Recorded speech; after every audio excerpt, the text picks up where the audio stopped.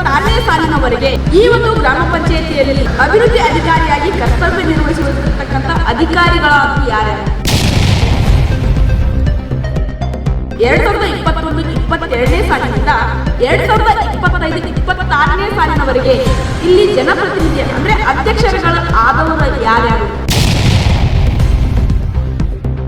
2021-22ನೇ ಸಾಲಿನಿಂದ 2025-26ನೇ ಸಾಲಿನವರೆಗೆ ಬಂದಿರತಕ್ಕಂಥ ಅನುದಾನವೆಷ್ಟು? 2021ರಿಂದ 2025-26ನೇ ಸಾಲಿನವರೆಗೆ ಆಗಿರ್ತಕ್ಕಂಥ ಕರ ವಸೂಲಿ ಆಗಿ ಎಷ್ಟು?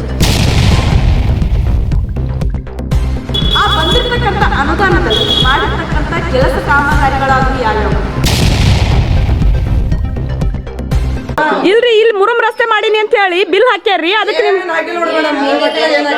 ಚರಂಡಿ ಸ್ವಚ್ಛತೆ ಮಾಡ್ತಾರ್ರಿ. ಬ್ಲೀಚಿಂಗ್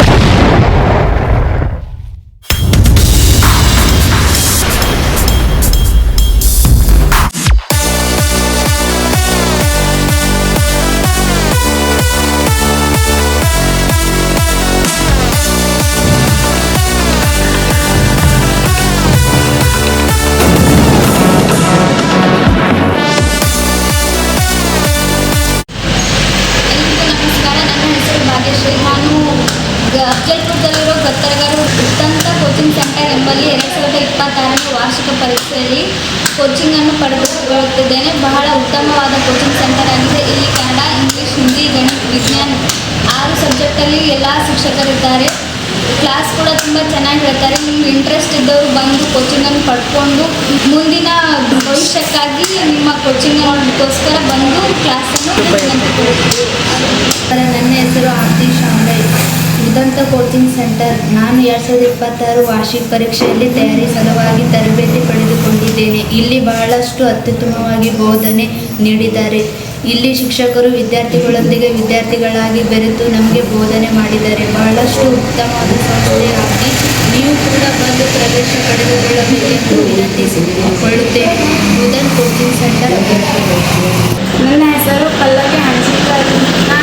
ನಾನು ಇಲ್ಲಿ 10ನೇ ತರಗತಿ ಸಮರ್ ವೆಕೇಷನ್ ಕಲಿಯಲು ಬಂದಿದ್ದೇನೆ. ಹಾಗೂ ಇಲ್ಲಿನ ಶಿಕ್ಷಕರು ಮಕ್ಕಳೊಂದಿಗೆ ಮಕ್ಕಳಾಗಿ ಬೋಧಿಸುತ್ತಾರೆ. ಹಾಗೂ ಈ ವೆಕೇಷನ್ ಹೆಸರು ಉದಂತ ಕೋಚಿಂಗ್ ಸೆಂಟರ್. ಈ ವಾರ್ಷಿಕ ಪರೀಕ್ಷೆಯಲ್ಲಿ ತಯಾರಿ ಸಲುವಾಗಿ ತರಬೇತಿ ಪಡೆದುಕೊಂಡಿದ್ದೇನೆ. ಇಲ್ಲಿ ಬಹಳಷ್ಟು ಅತ್ಯುತ್ತಮವಾಗಿ ಬೋಧನೆ ನೀಡುತ್ತಾರೆ.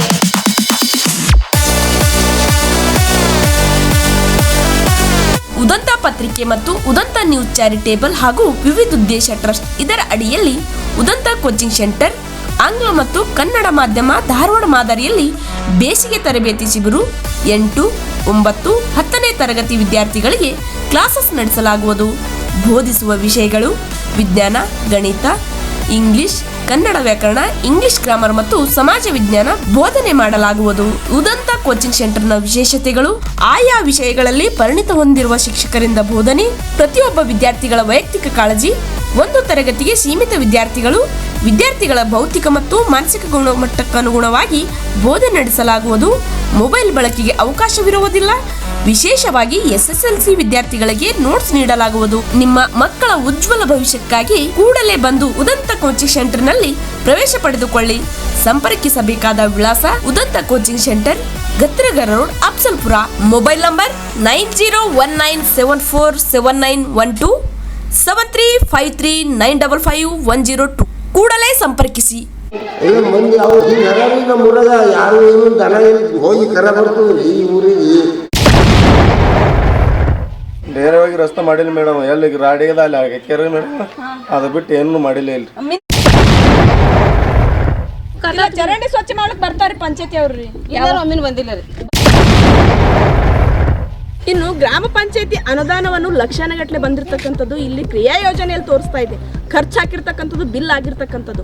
ಆದರೆ ಗ್ರಾಮವನ್ನು ತಿರುಗಾಡಿ ನೋಡಿದಾಗ ಶೂನ್ಯ ಅದ. ಯಾವುದು ಒಂದೇ ಒಂದು ಕಾಮಗಾರಿಗಳನ್ನು ಅಭಿವೃದ್ಧಿ ಮಾಡಿರ್ತಕ್ಕಂಥದ್ದು, ಈ ಜನರಿಗೆ ಯೂಸ್ ಆಗ್ತಕ್ಕಂಥದ್ದು, ಜನರಿಗೆ ಬಳಕೆ ಆಗ್ತಕ್ಕಂಥದ್ದು ನೀವು ಯಾವ ಕಾಮಗಾರಿಗಳು ಮಾಡಿರ್ತಕ್ಕಂಥದ್ದು ಕಂಡು ಬರ್ತಾ ಇಲ್ಲ. ಈ ಕರ್ತವ್ಯ ನಿರ್ವಹಿಸಿ ಹೋಗಿರ್ತಕ್ಕಂಥ ಅಭಿವೃದ್ಧಿ ಅಧಿಕಾರಿಗಳು ಯಾರ ಜೇಬಿಗೆ ಹಾಕಿದ್ರಿ ದುಡ್ಡು? ಜನಪ್ರತಿನಿಧಿಗಳ ದುಡ್ಡು ಜೇಬಿಗೆ ಹಾಕಿದ್ರು, ಅಥವಾ ನಿಮ್ಮ ಜೇಬಿಗೆ ಹಾಕೊಂಡ್ರು, ಅಥವಾ ನಿಮ್ಮ ಮೇಲಾಧಿಕಾರಿಗಳ ಜೇಬಿಗೆ ಹಾಕಿದ್ರು? ಇಲ್ಲಿ ಅಭಿವೃದ್ಧಿ ಅಂತೂ ಶೂನ್ಯ ಅದ. ಯಾಕಂದ್ರೆ ಒಂದೇ ಒಂದು ಕಾಮಗಾರಿ ಆಗಿಲ್ಲ. ಚರಂಡಿ ನೋಡಿದ್ರು ಹಾಗೆ ಅದ, ಚರಂಡಿ ಸ್ವಚ್ಛತೆನೂ ಹಾಗೆ ಅದ.